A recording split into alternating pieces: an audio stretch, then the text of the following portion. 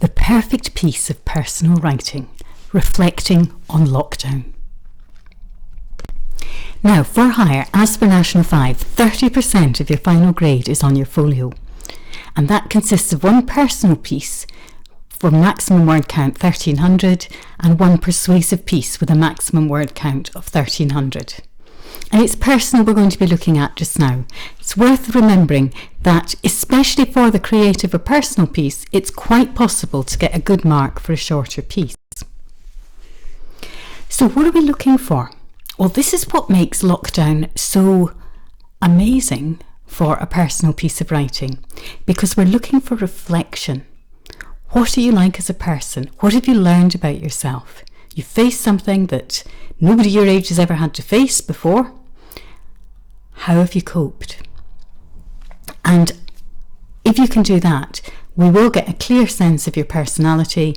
And although we also need a clear structure, all of this is taken from the marking instructions. The key thing to remember is that we can fix the structure later. So don't worry about that just now. So to get started, let's think about the following ideas. What have you missed most when in lockdown? And what have you missed least?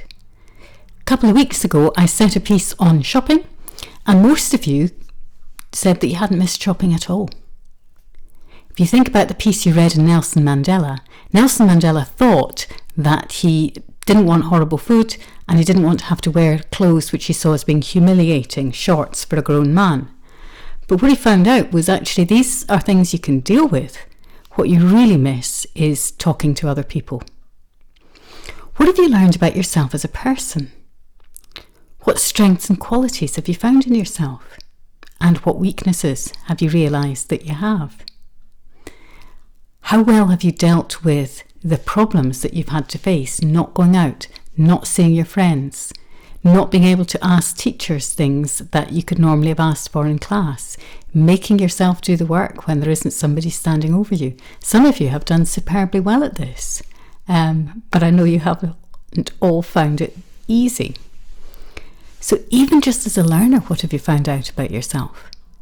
And how have you found being without your friends and spending an awful lot more time with your family? Now, the other thing we're really looking for at hire is sophisticated vocabulary and descriptive detail. So describe the home and the place you've been spending your time in, maybe that's your bedroom, maybe it's another part of the house, in as much detail as possible. When you look at the pictures of the tiny space Anne Frank had to live in, you start to realise just what an extraordinary person she was, that she could be so positive. So tell me what it looks like. Tell me what it normally looks like and what it looks down in lockdown. Tidier? Messier? Can go either way.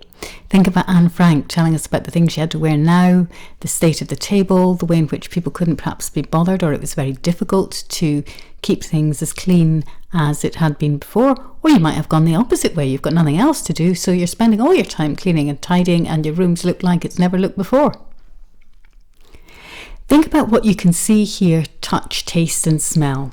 That's really how you make your writing vivid. And don't feel you have to put taste and smell in just for the sake of it, but sometimes it can really help.